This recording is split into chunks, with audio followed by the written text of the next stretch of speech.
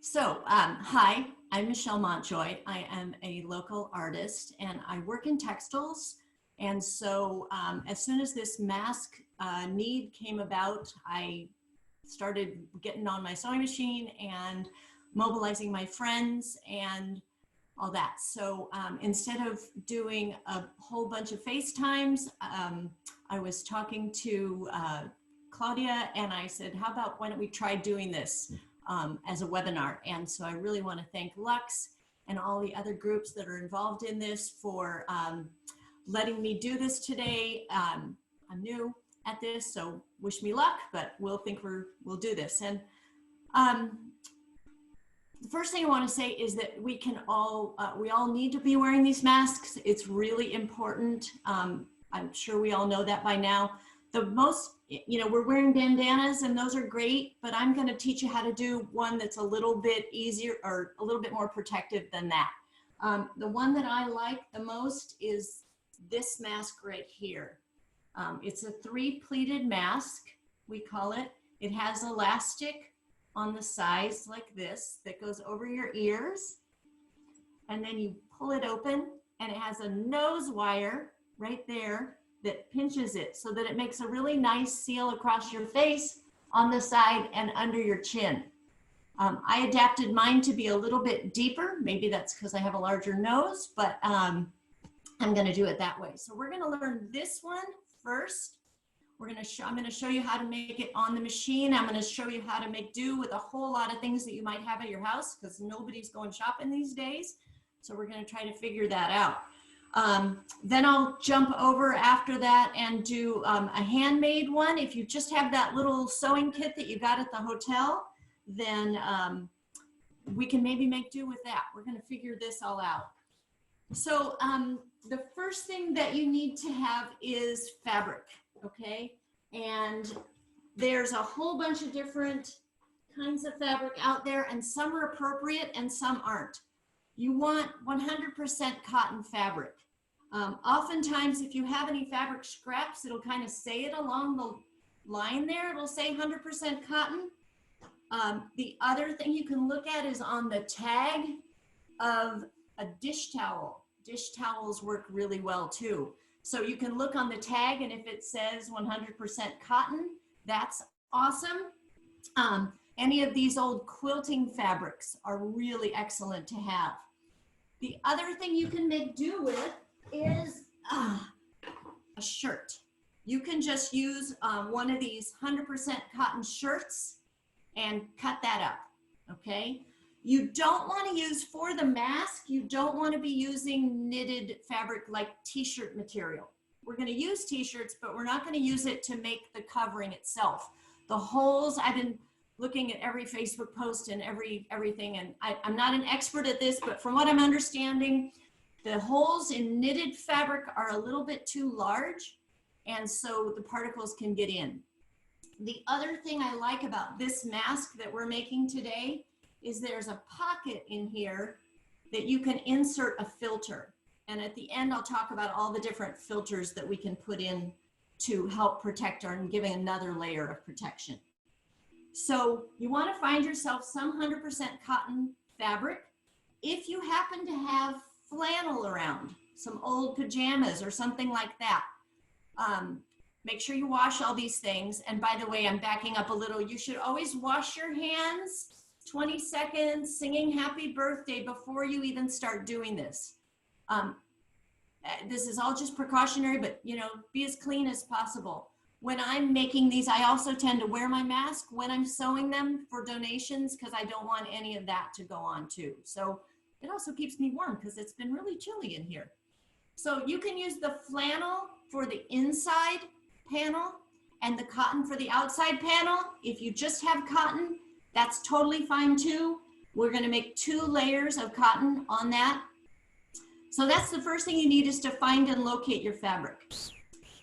Then when you're going to cut your fabric, what I have done is I've taken a cereal box, because cereal boxes are awesome, and I've made myself a template like this, okay? My fabric for this is 7.5 inches tall and 9 inches wide. So if you cut out a template like this with your cereal box, you can just lay it right on your fabric and cut around it. And I'll show you how to do that in a second.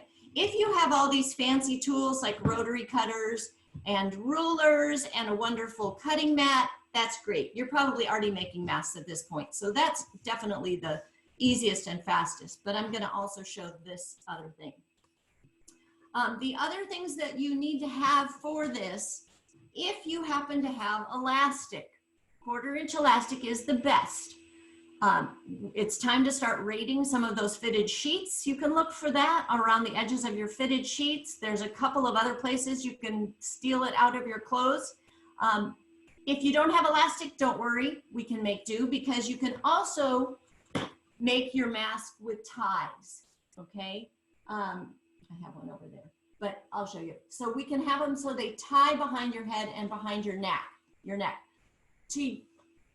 For the ties, you can use all kinds of material.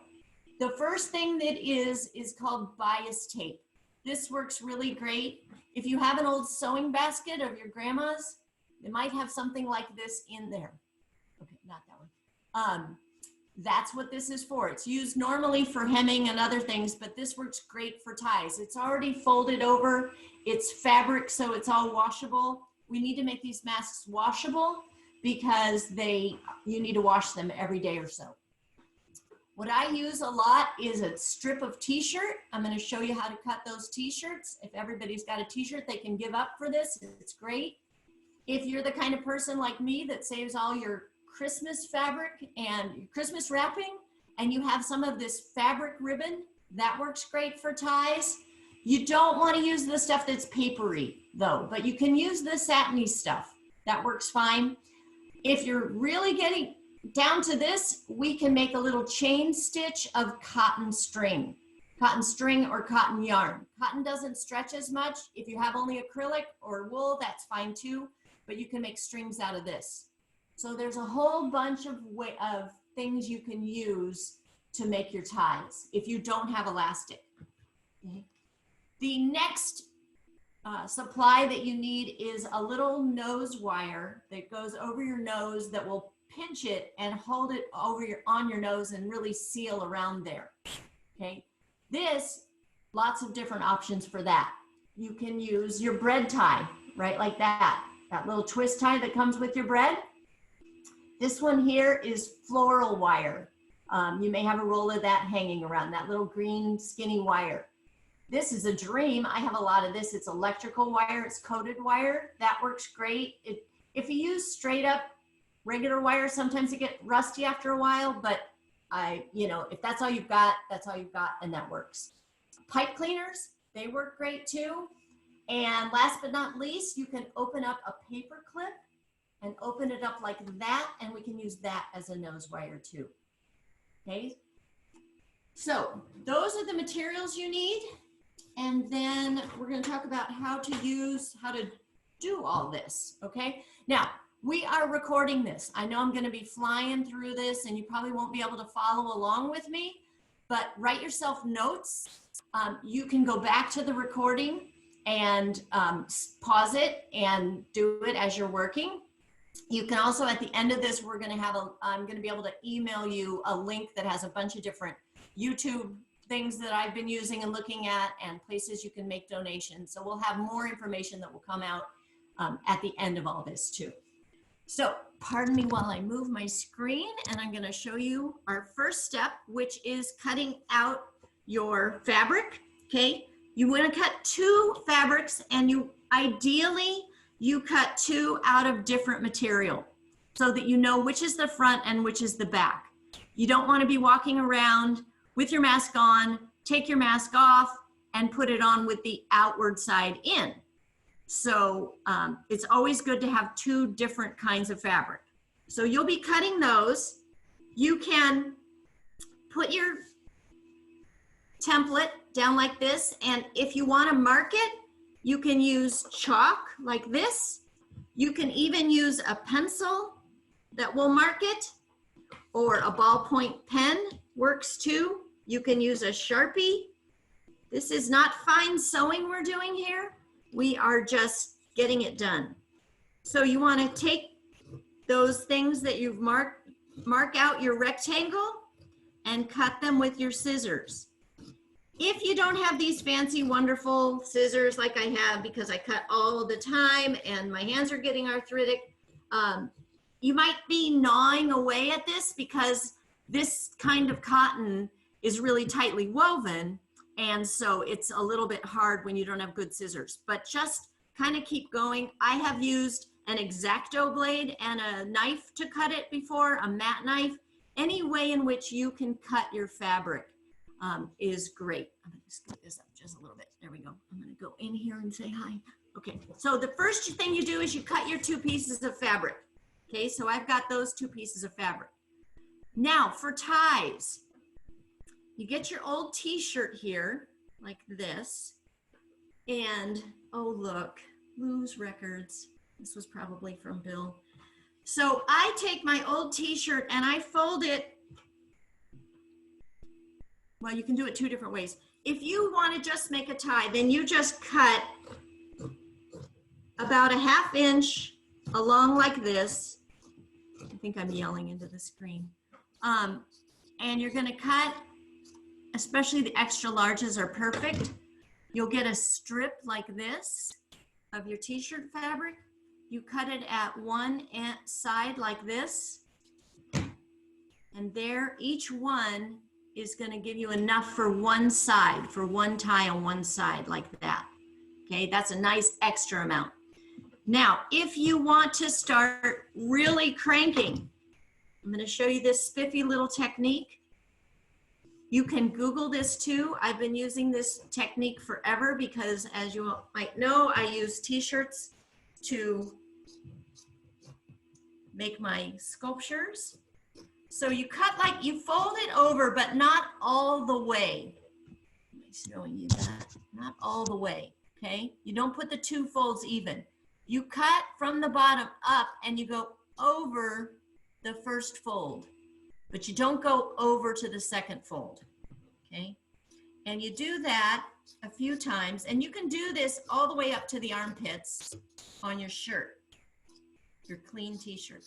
For now, I'm just going to show you like this. I'm going to make 3 lengths like this. Okay. This fabric is going to come in really handy for a lot of uses. So I'm going to bring that back up and show you. So I have these strips like this, and what you're going to do is open it up on the folded side so that it looks like this. Okay. And my hands are a little clumsy. So I've got my strips like this. Now the trick here, so that you make one continuous long stretch, is you cut the farthest away one for me on the right side. I cut it like that. Okay, I've cut that off. It's starting to go. And then I take from the first cut here, and I'm going to go across to this cut here, like that. This is always confusing until you do it the first couple times.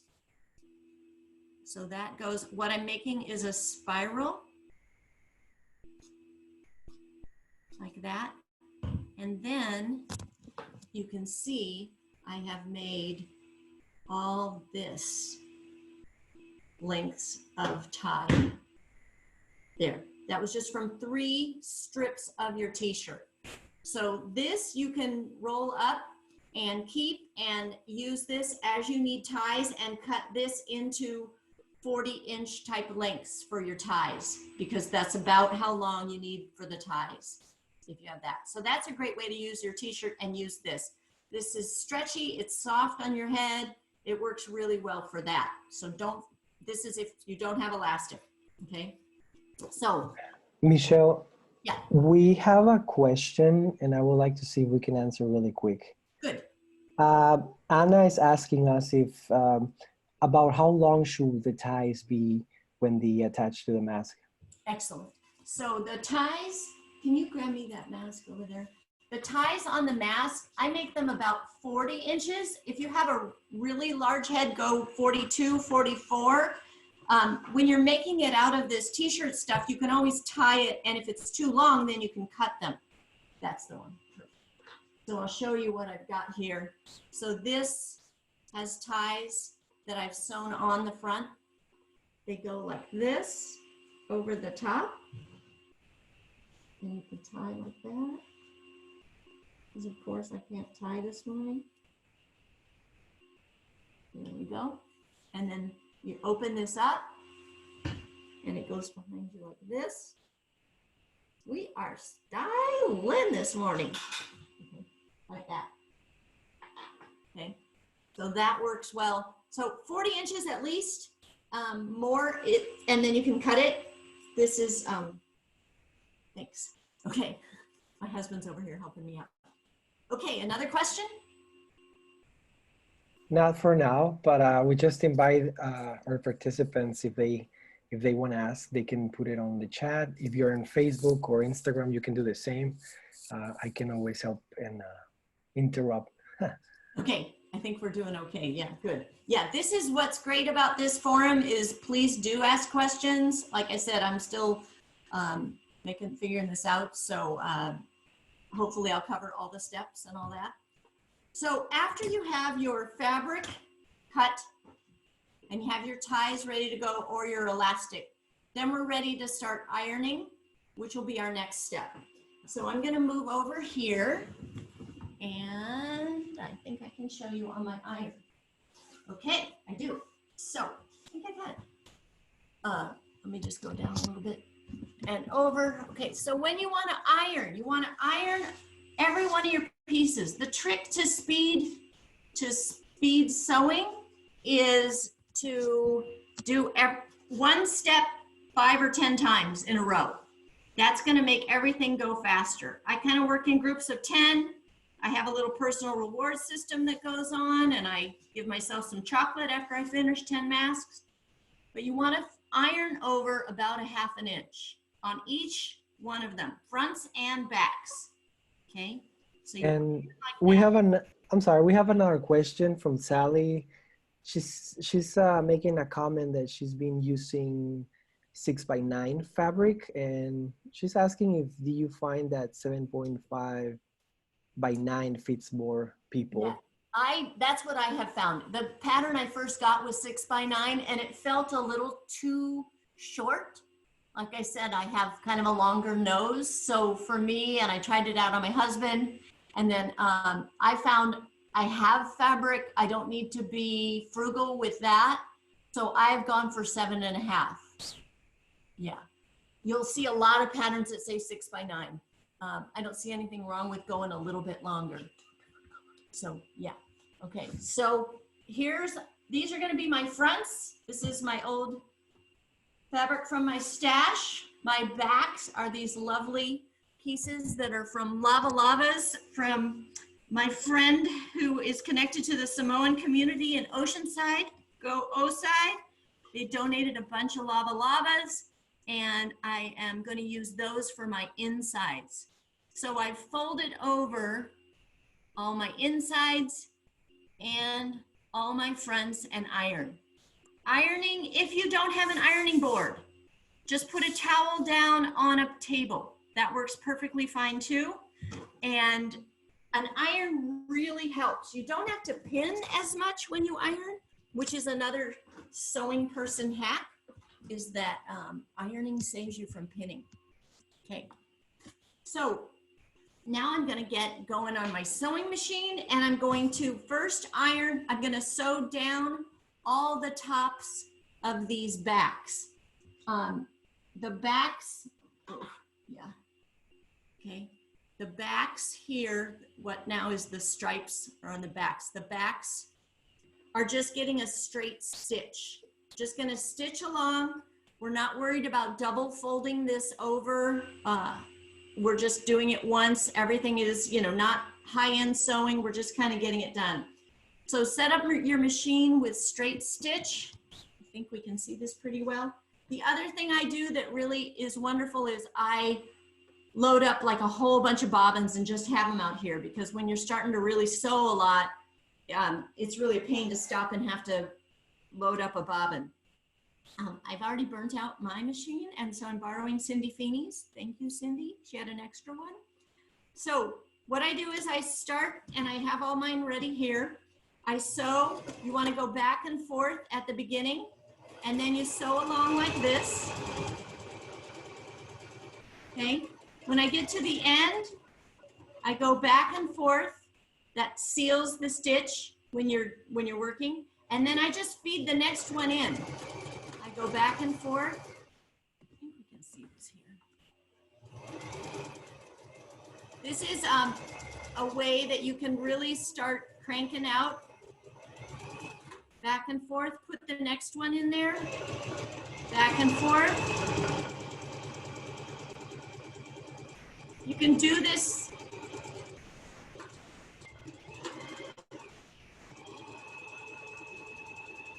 It's bouncing all over the table.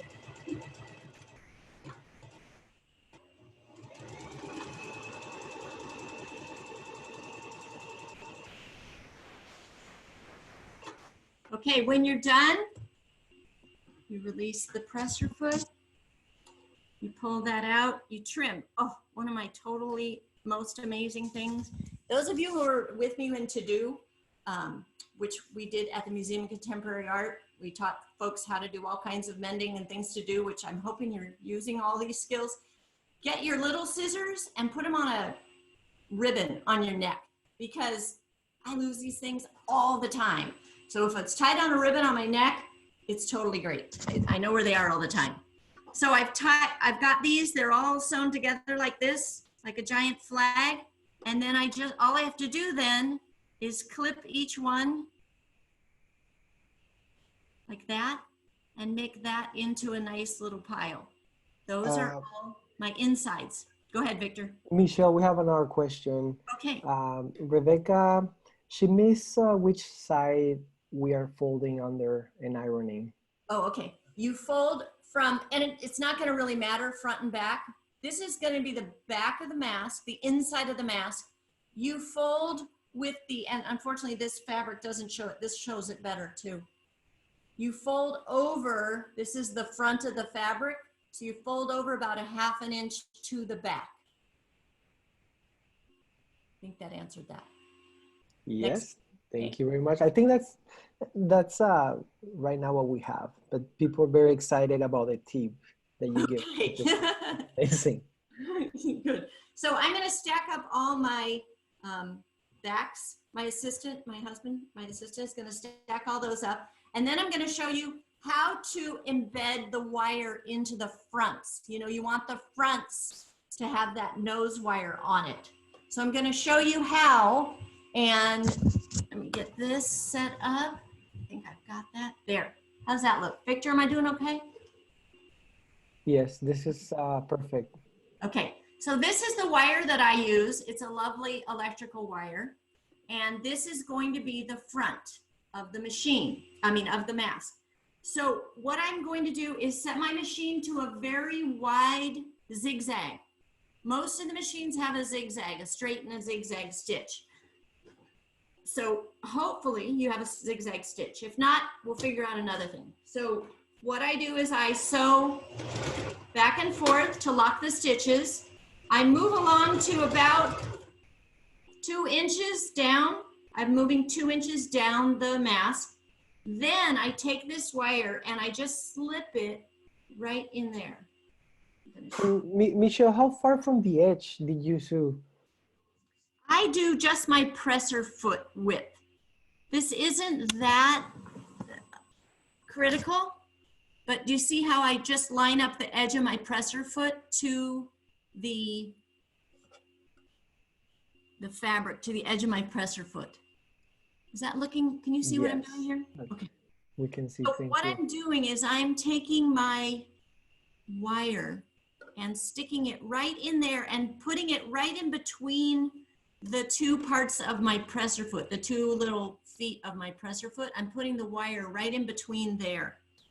Generally, your sewing machines they're really good at kind of going over pins and wire like this.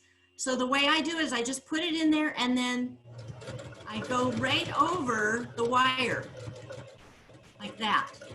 What that does, because of the zigzag, is it locks the wire into that fold.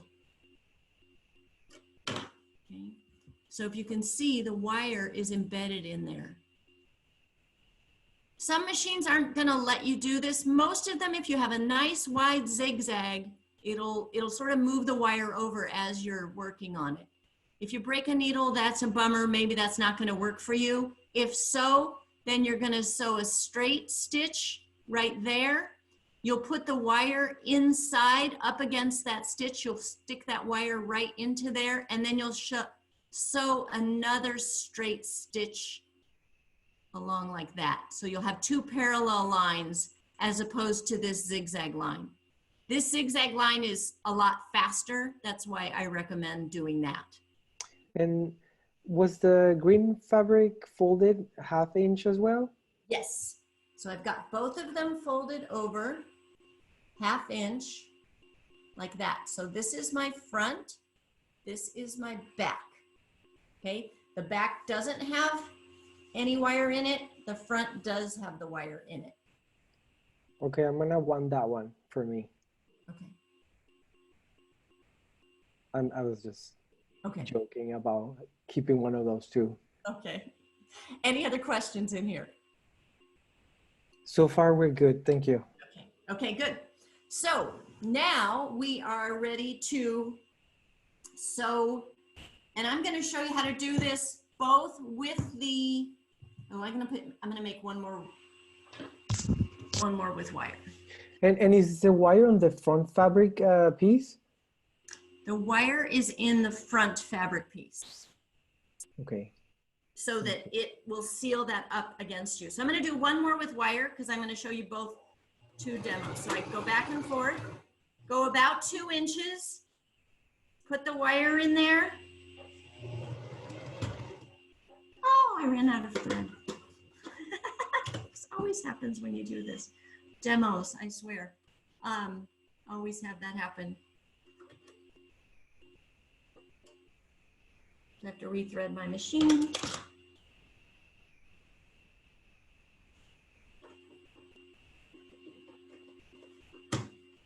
When you're using your machine, once you start going on this, take good care of it, dust it off every night.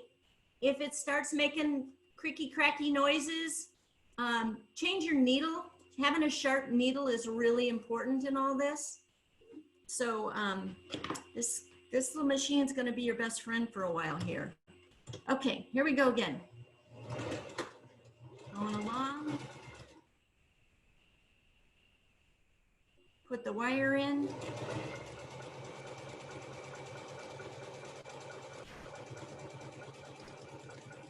Go to the end. Remember, this is not fine sewing we're doing here. We're just getting a mask done to protect ourselves. And Michelle, can you repeat, please, how tight the cotton fabric needs to be? Or what size the fabric? the need of the cotton fabric, how it needs to be, or can it be any cotton fabric? No, yeah. Okay, so the cotton fabric you want to use, it does need to be 100% cotton fabric. You want it to be as tight a weave as possible. Ooh, here's something I forgot to tell you. This is good. The way you can tell if fabric is cotton or cotton poly or polyester is you burn a little bit of it. So you take a match, and I'm not going to do this here because I might set off the alarm clock. I mean the smoke alarm. But if you take a match, you can hold it up to the corner of a little scrap of your fabric. If it burns, like a piece of paper or something, or you know how a log burns, if it just burns, it's cotton. If it melts and goes crinkle, crinkle, crinkle, like that, it's polyester. You don't really want to use that. Most of the efficacy things that I've been looking at, it's all about being 100% cotton. Some of the cotton has a tighter weave than others. The kind of notoriously, this quilter's cotton is the best. If you have this around, this is always known for being a nice tight weave. The way you can also tell is, say you have a bunch of different options. Put a little drop of water on there. If it goes straight in, it's pretty open. If that drop of water stays on top of the fabric for a little bit of time, then it's probably a tighter weave. The other way you can tell is if you look at it, hold it up to the light, and you'll be able to see the weave, all the threads going this way and all the threads going this way. You can tell the difference of ones that are really open and ones that the threads are a little bit tighter. So it's not as much about it being heavy duty. If you make this out of denim or something canvas, you won't be able to breathe.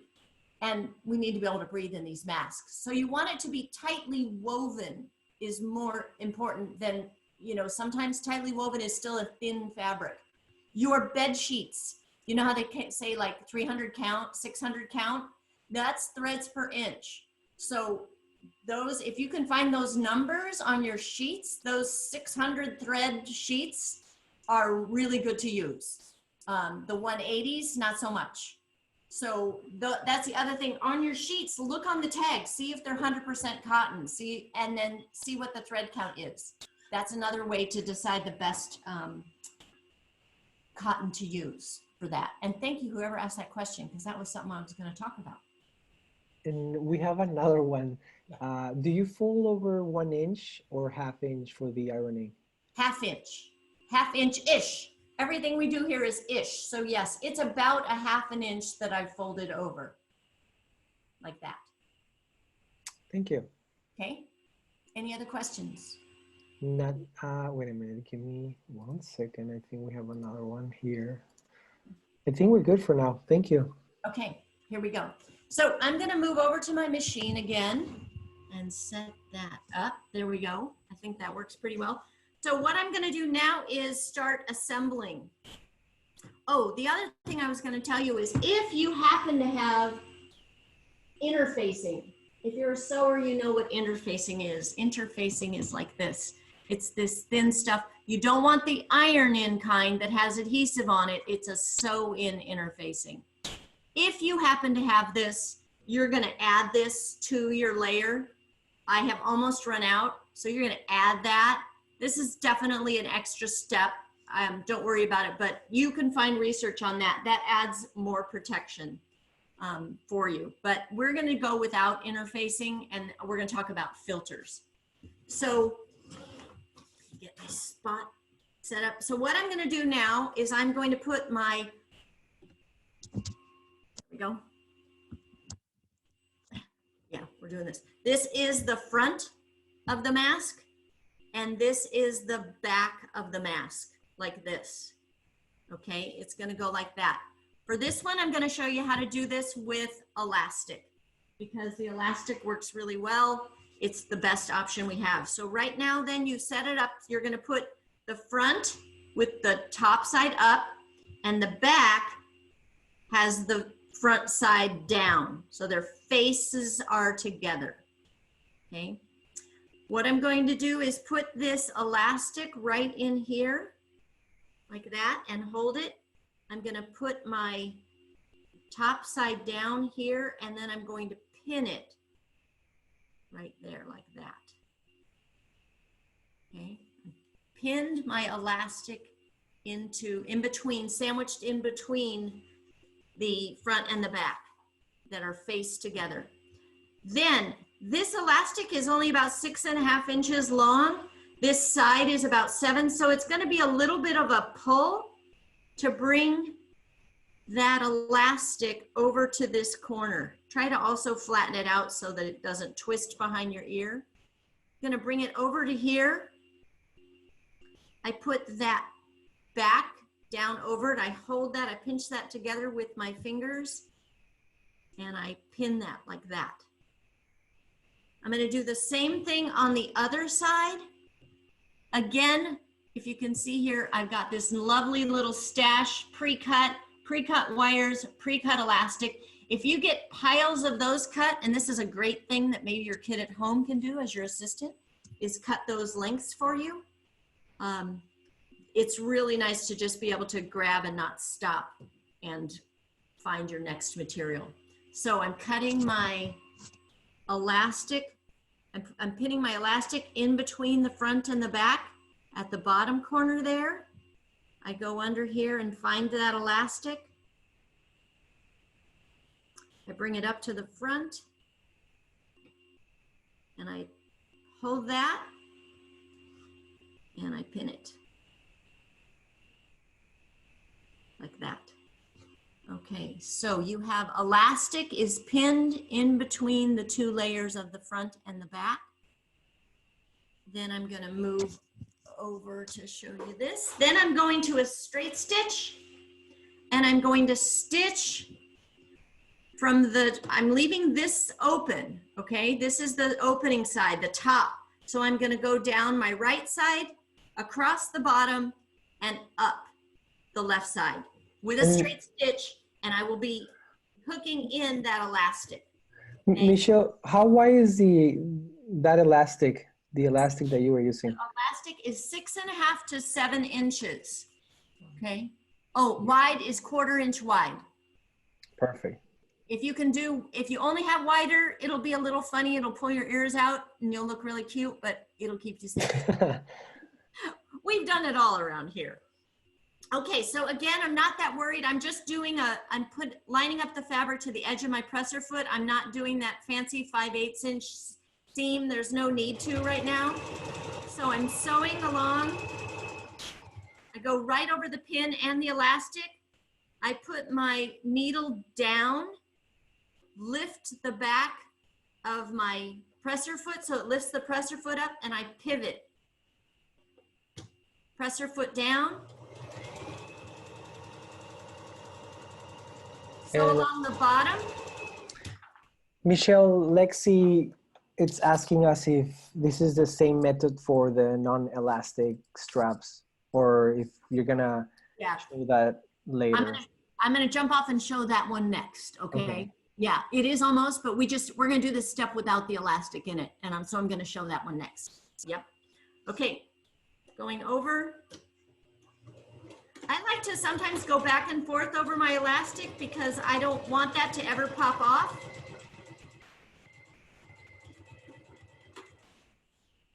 That would be a bummer. Okay, so I've gone around all around in down, across, back up. I take my pins out.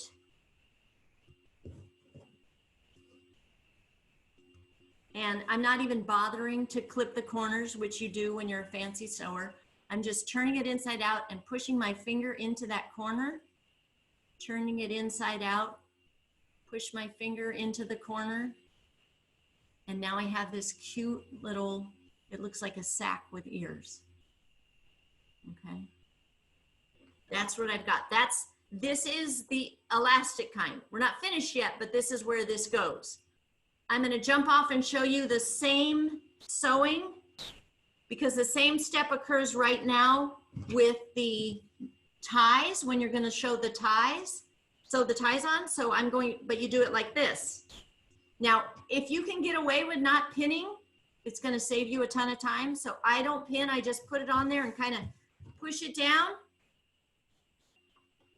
about a presser foot wide.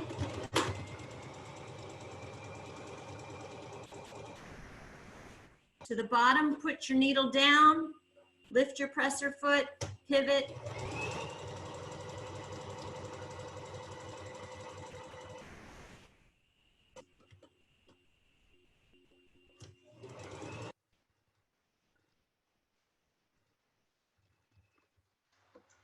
Okay, so you've made that same little three-sided open pockety sack thing right now. This is, but this is the one you do when you're going to sew the ties on later. So I've sewed all the way around. I flip it inside out. Oh, and look what I did. So this happens all the time, not all the time, but I missed it. So this is where you can figure out I missed the bottom. So I'm just going to go back because this always happens when you're doing demos, right? And Michelle, what would you advise for the people that don't have like a sewing machine? Like that's what I'm going to do next. I'm going to do the one hand sewing next. Excellent. Yeah. So if you can hang tight with me, we're going to do a hand sewn one next.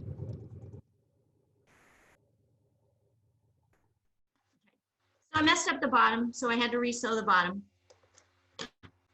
This is all about forgiving yourself for all these kinds of things. The first one is really the hardest one when you're making these. Don't get frustrated. You'll learn these steps, it'll make sense to you and all that. So now we have this is the one that I'm gonna make with the ties. Okay, so I have the elastic and I have the ties. So now we're gonna go over to the ironing board. And this is gonna be the next important step. Okay, I think, here we go. Okay, so I'm gonna show you how to pleat, to put those spiffy little pleats in there, okay? The way you do it is you first are gonna iron it so that it's nice and crisp. It'll help you, okay? The red side, the front is up because you want the pleats to fold down away from towards the ground. So the way I make a pleat, we're going to try to put 3 pleats in here. The way I do this, you see where my fingers are, is I use my thumbs on the top and my middle finger underneath, and then my pointer finger past it, and I pleat like that. Did that show up at all? And then iron. I'm going to do it again. So my middle finger goes under. I'm going to get this closer. Here we go. How's that? My middle finger goes under. My thumb is on top. My pointer is there. I pull with my middle finger to make the fabric tight. And then my thumb pushes under and my pointer pulls it toward me and I make a pleat. This takes some practice, but once you get it, it's gonna start really happening for you. So I wanna iron in 3 pleats like this. This is gonna be the one that has, and especially at the beginning, you're gonna pin these down.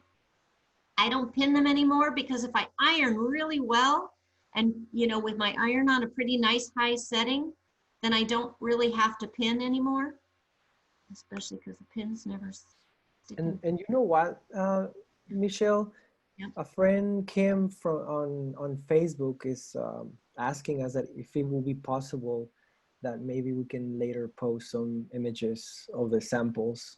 Yes. Also with the measurements, it will be good for everybody to see. Yes. I have a PDF ready that we will be putting in on our, we'll be getting it out there. Andrew and Victor are all in charge of doing all that stuff, but we're going to be having lots of backup information, definitely. So here it is pinned. This is the one that we're going to attach ties to. I'm going to show that pleating again on the one that has the elastic. Now, when you iron this one with the elastic will melt. So make sure you don't put your iron right on the elastic. Okay, that has happened to me. I've done everything wrong. So let me bring this up just a little. Okay, so I ironed that so it's nice and crisp. Remember, here's my opening as far away from me. I pleat.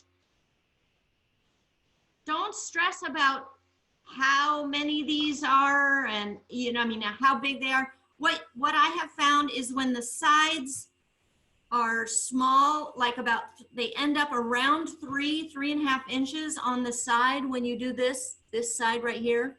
That is a good fit for your face. And that's why they put these pleats in there, is so that it, you know, right in front of your ears, it's nice and tight on the side of your face. Okay, so this, I'm going to do this one without pinning. When I get up to my machine, I'll show you how to do that. But so I've pressed this one in place, and I've pressed the other one, and then we will go back to our machine. Okay, pressing.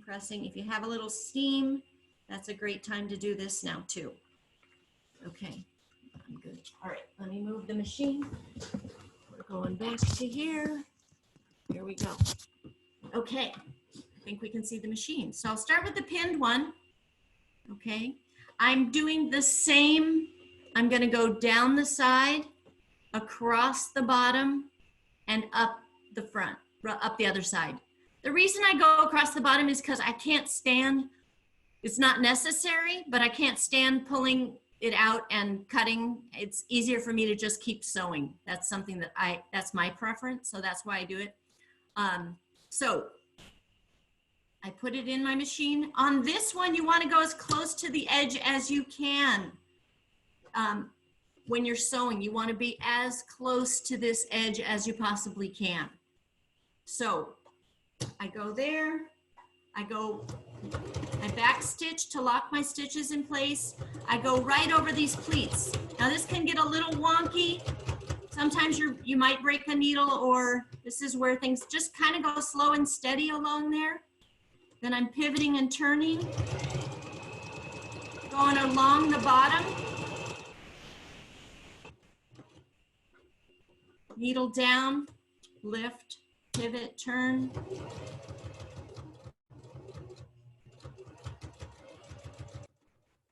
Okay, like that. Pull that out. Go back and clip that first strings that you had there. Nothing worse than having a string on your face when you are walking around. So do try to trim all your ends. Okay, this is the one that we're going to attach this ties to. Okay, now I'm going to show you the one that's the elastic one that I'm going to do without, just because I've become a whiz at these, without pinning.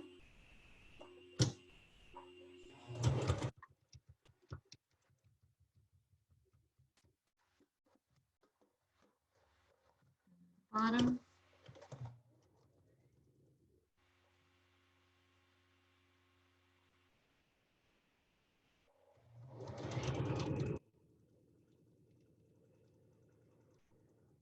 When you first start, pin, for sure. And Michelle, what do you recommend to protect your hands or fingers from Going into the needle? Yeah, Yeah, I know. That's a good question. because we can see that you are professional, but I'm what getting about? close to it. Yeah. Yeah. You really don't want to get too close with your fingers when you're first starting.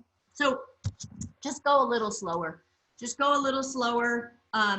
Like everything, a saw or anything else, really watch where your fingers are when you're working. So it's when you glance away that you might end up getting your finger in there.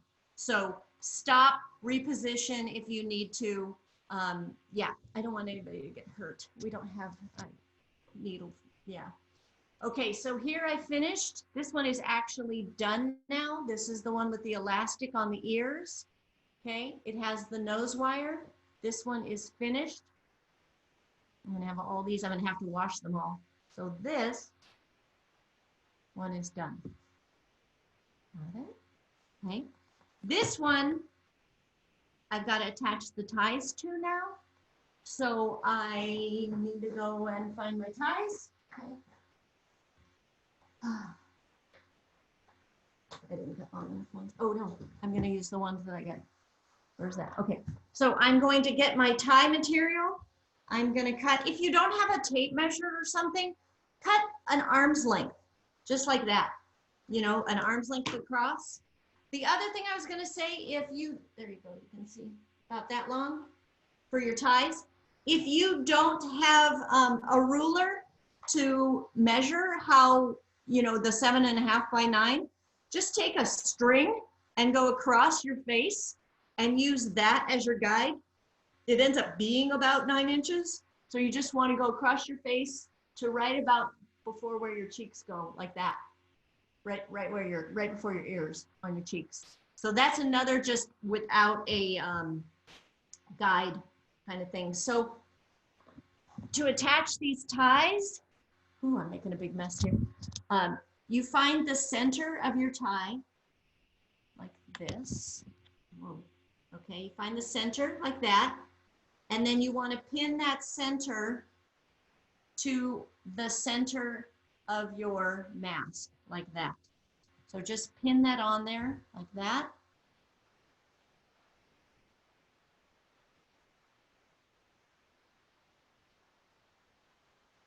There we go, like that. Okay, and then I'm just going to sew. You can do it in a zigzag stitch. You can do it in a straight stitch. A zigzag is going to be a little bit stronger, so if you have a zigzag on your machine, feel free to do that. Always back stitch. In terms of your machines, if you're just dusting your machine off and trying to figure out, oh goodness, what's going on with things, and of course I again did that again. YouTube is absolutely wonderful. If you don't know how to thread your machine, if you want to know what's happening with when this weird thing is going on, it's a great place to go. Or ask your grandma who gave you the machine how to do it. So I'm having to rethread because I didn't get it ready. Okay. So queue up your questions for this kind of mask, because I'm going to switch to the hand sewn one after this.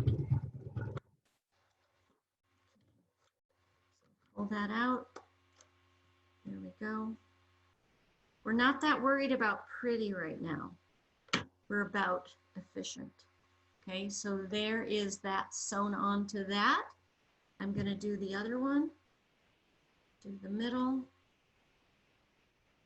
Pin it in place.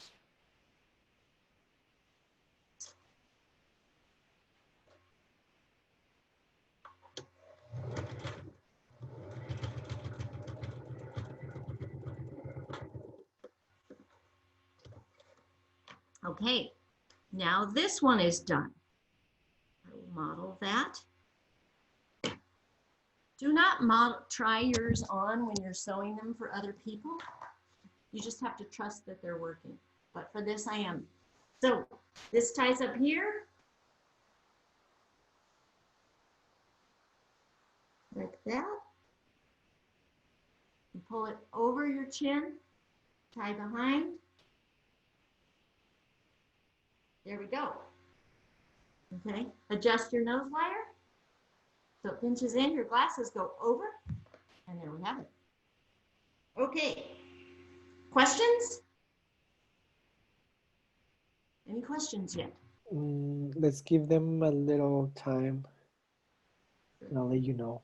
Okay, I'm going to show you the hand sewn one. No, actually, I'm going to show you about filters that you can put inside. Okay, for another level of protection in, you know, when you're going maybe to Costco or something and you want another level of protection in here, you can put inside this a paper towel. Okay, that I've been reading about all the different things. You can put a piece of interfacing if you have it. You can put a paper towel. You can open up and cut a coffee filter. Again, it'll be, you can measure, but it'll be around 6 by 8 inches to go inside there. The other thing that I have read about is these weird non-woven bags that you sometimes get for grocery bags. You can cut one of those. You just want to cut a rectangle out of that. Make sure you've washed them all. And that can go inside as a filter also. When we donate these, what I do is I donate them without filters, and then each person at the healthcare facility can put their own filter in. So it's an added level. Yeah. Michelle, do you recommend washing the mask before you sending? Before you donate, let's talk about all that. So there's a bunch of different ways you can connect with people who need masks. I was working originally with healthcare workers. That was my big thing. They took the mask. I always washed the fabric. I washed my hands. I wore a mask. I put them in a Ziploc bag as soon as I was done with them, and I delivered them to, you know, my friend that was the nurse at Kaiser and UCSD and Tri-City and Palomar, and where else have we gone? And now Vista Community Clinic. They, however, then take them and sterilize them. They wash them once they get them. From what I understand, that's how all of that works. Obviously, we want to not transmit any of the virus. So even, you know, I could be a carrier. I don't know. We just always have to play it safe. So I try to have, and a very low contact when I'm delivering them to them, put them in another bag, wear my gloves, drop them off at the place. Most of these places are now a little more organized. I've been doing these for about 3 weeks now. They're getting much more organized about drop off, about requests, all that sort of stuff. There are some amazing, in our county, there's some amazing Facebook pages that are going on that have lists of all the places that are asking for them. For us, I mean, first thing you need to do is make it for yourself, and then your family. You are now also, everybody needs to wear them. So your neighbors, you know, anything else, put them in Ziploc bags, have them, or any kind of thing, have them wash them before they wear them. I think that's always, always, always a good thing to do. Hot water and hot dry. That's also why we make these out of cotton, and wash your material before you make them, so that they don't shrink. So yes, you can't wash too much. You should wash yours every night. Even if you're just doing a soap and water, hot water rinse in your sink and hanging it up at night, and then, you know, maybe ironing it in the morning. So yeah, that's pretty important. Any other questions right now? Let's no, but we just want to, I guess, invite all our participants to, you know, follow us on Instagram, Facebook. We're going to be doing more workshops. We also have a YouTube channel where you can check the video after if you want to go back and check the details. We also post some of the exhibitions and episodes that we are doing during the week. So just a little reminder and say thank you for everybody that is joining us today. Okay, I'm going to do one more demo. Those of you who are machine sewers, by the way, we're going to be able to also answer on Facebook. I'll be able to do that.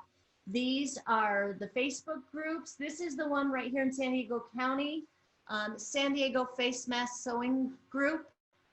They have a list of all the healthcare facilities and nonprofits. Grocery workers need these, you know, all the people that are doing the work for us right now. it's just incredible, the folks that are really putting themselves out there, and we need to get them masks. So this is up to you where you have your priorities and want to get your masks out to. Like I said, make your own first. I'll list all these. There's also a whole lot of other great tutorials, patterns. There are a bunch of different patterns. There's the duck pattern and all that. I'll show you that at the very end, and different tutorials for that. I just was sticking with one, okay? I'm gonna, go Sorry, ahead. how often can the filters be reused? All of those that I just showed, well, the coffee filters and the paper towels, I would say once a day, or, you know, once a trip. I'm not an expert at this. What I'm reading is on CDCs and all that sort of stuff. So if you have enough paper towels in your house, use one every time you go out. Thank you. Yeah. And we would like to invite the people that are making masks that also put their comments, so you know they can share what they're learning in the process. That will be great for other viewers. I know this whole community without being physically present is really amazing and so incredible. I mean, we have a group through To Do that probably 20 of us are trading elastic and fabric and ideas and tips and all that sort of stuff. I mean, I am a minuscule amount of what is all going on out there. My neighborhood has amazing things on Nextdoor that's going on. I mean, this way in which everybody is working to keep us safe is something that is just absolutely beautiful, and it's a way we're making community, and that's super important, especially now as we're all hanging out here alone. And I don't want to start crying, so I'm going to show you the last one, which is the handmade one, and that needs an iron. So an iron is going to be your best friend on this. Okay, so let me get over here. Because you can hand sew when you have an iron, is going to help you a lot. So here's my instructions for this. Okay, we're still going to cut 2 7 1/2 by 9 inch pieces of fabric, one light, one dark. Okay, you cut 2 of those. Then bring this up just a little bit. You want to cut another template that is smaller. This is again out of my cereal boxes, okay? This is 6 inches by 8 inches. What that's going to give you is it's going to give you a nice guide to iron down. Those of you doing the other mask, you know, this will work for you too, but this one works well for this. I'm going to move this back just a little. Okay, there we go. So once I have my 2 pieces of fabric, okay, right now I've got a black I'm going to make for the front, and I'm going to make the green lava lava for the back. So the front one,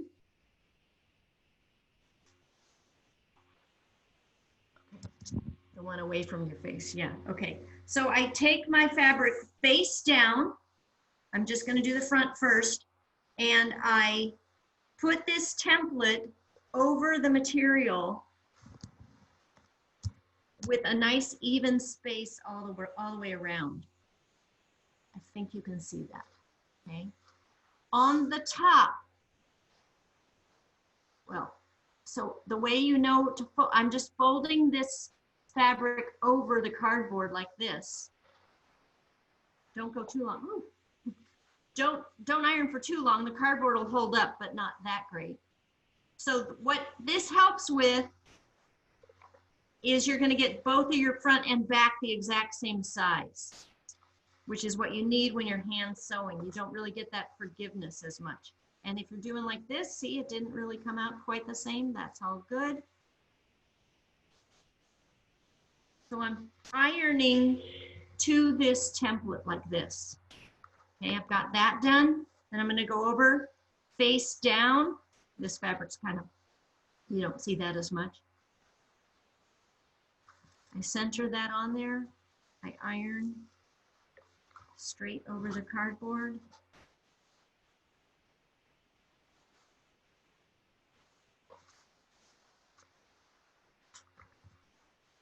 Save all your cereal boxes. If you know me at all, you know I eat a lot of cereal.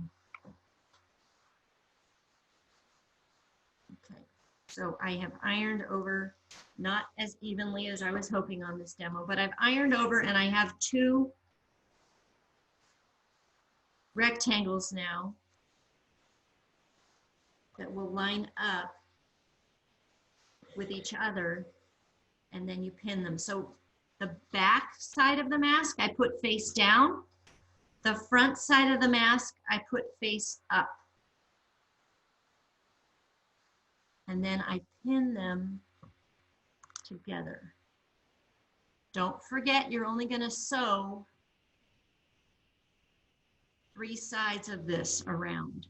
So I pin this together like this.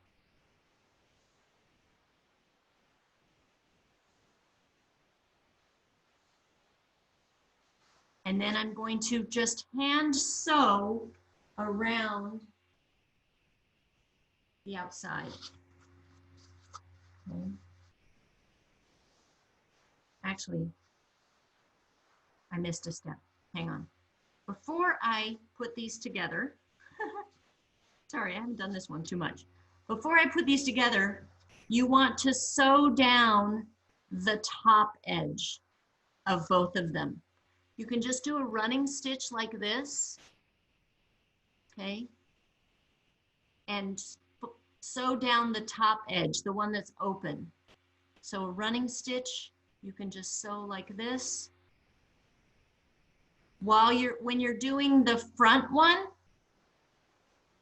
you want to add your wire in there, and the wire will go in between this running stitch and the top fold like that. So right now I'm gonna, because I'm about halfway, I'm gonna jam that wire into there like that.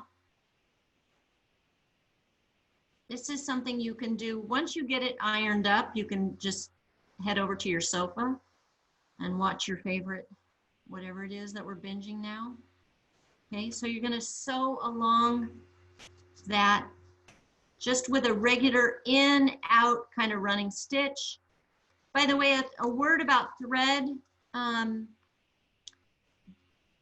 There's talk that you should try to use 100% cotton thread. Use whatever thread you can right now. Okay, so you put that, make that running stitch, and you're going to put that on both the front and the back of the mask. Okay, the top side of the front and the mask and the back of the mask. So you do that fold over. Then you pin this together. Okay, and you're going to stitch. No, you're not going to. You're going to pin this together. Sorry. You put those together like that, and then we're going to fold our pleats in and iron and then pin. So we only have to sew 1 time. So iron in a pleat, put a pin in. Same thing again. Iron in a pleat.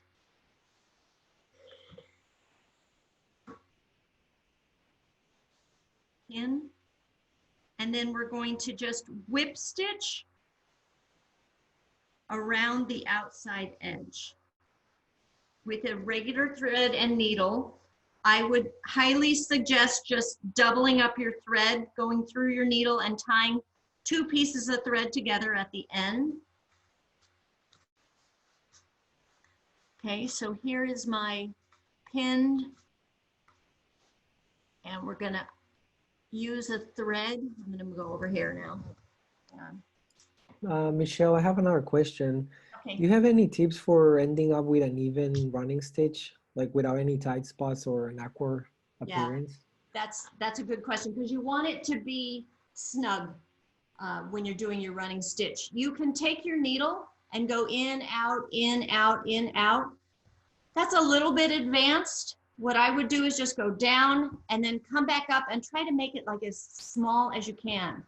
The one that we're doing that running stitch on is the top. So that's not quite as critical. That's mostly holding that fold down.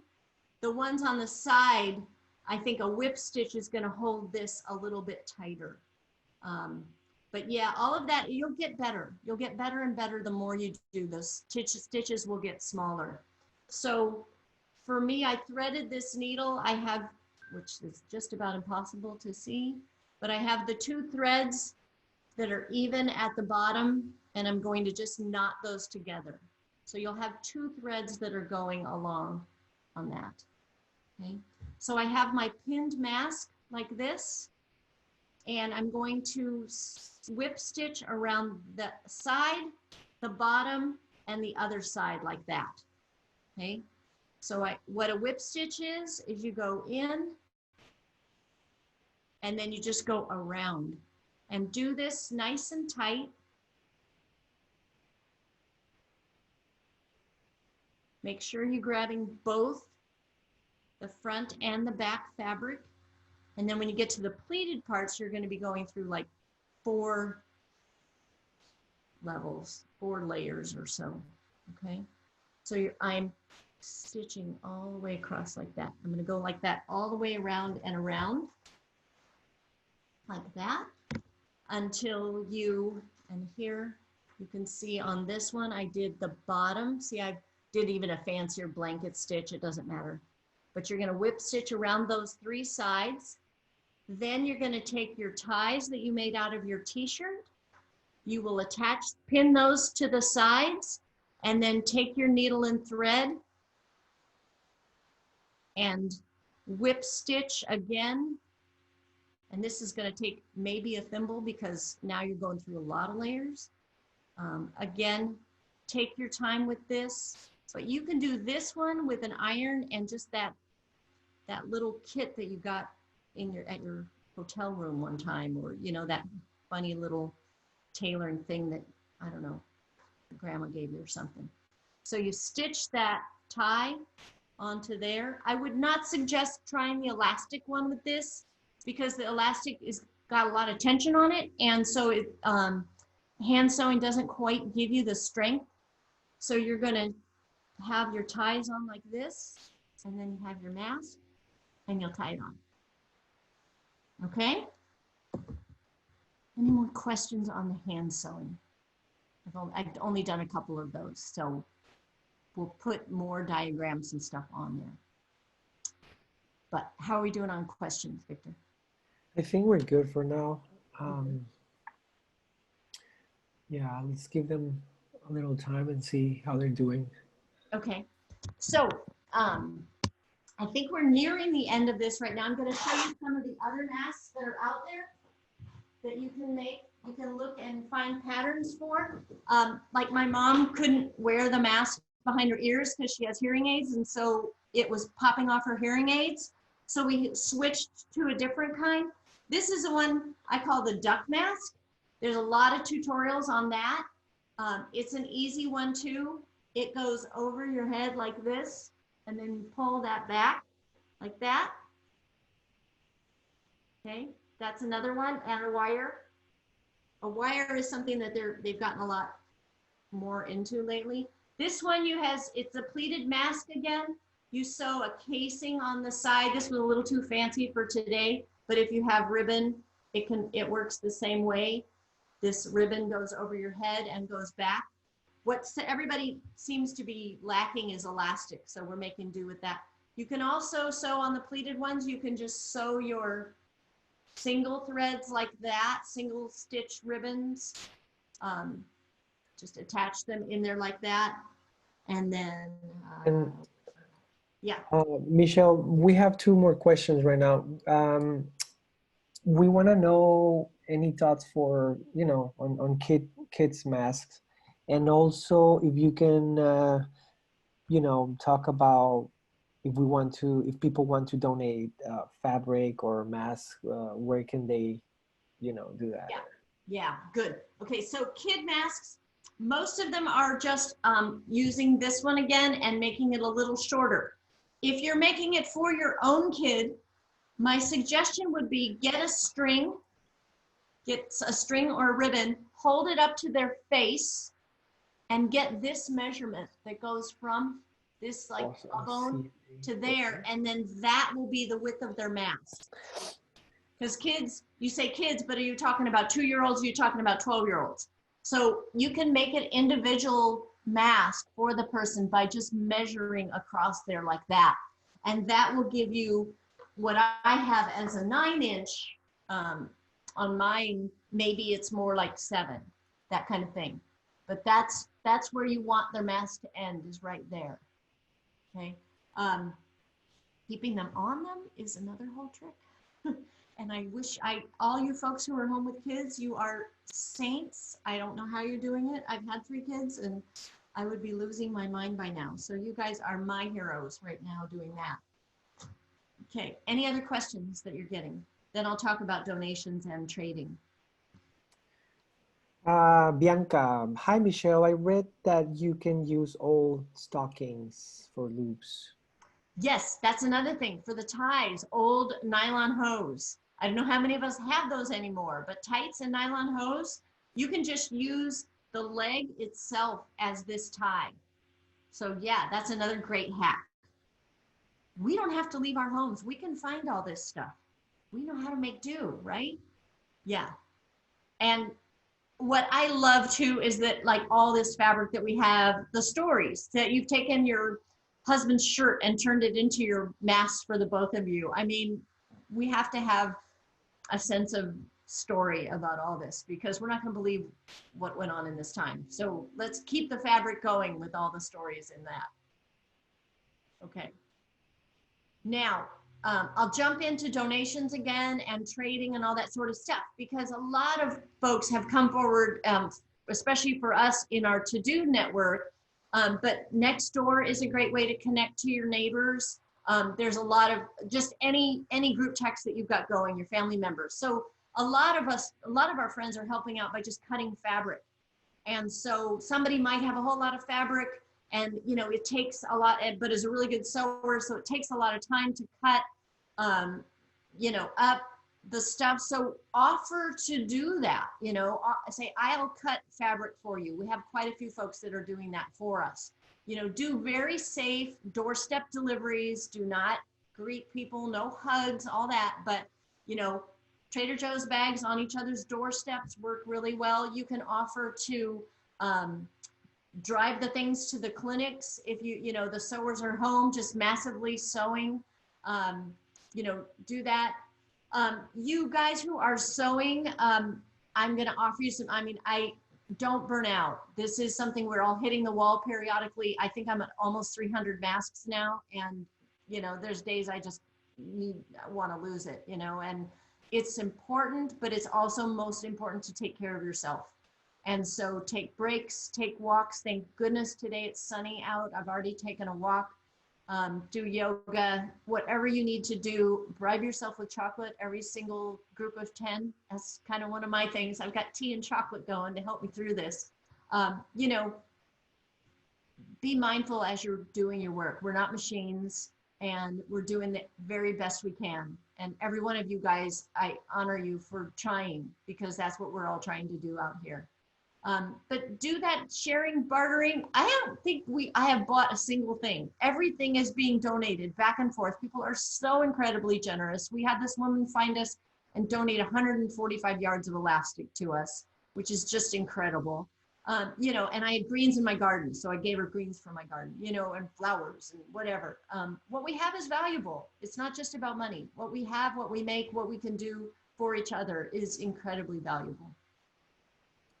And Michelle, I want to invite people to send us pictures of the mask that they create, and why not? Maybe we can post it online. That would be so cool. I think that's, yes, photos, that would be cool. Notes, stories about the fabric. I used my whole Thanksgiving tablecloth and made a couple of batches out of that, and I just love that once we were sitting there, sharing a meal, and now we're protecting each other.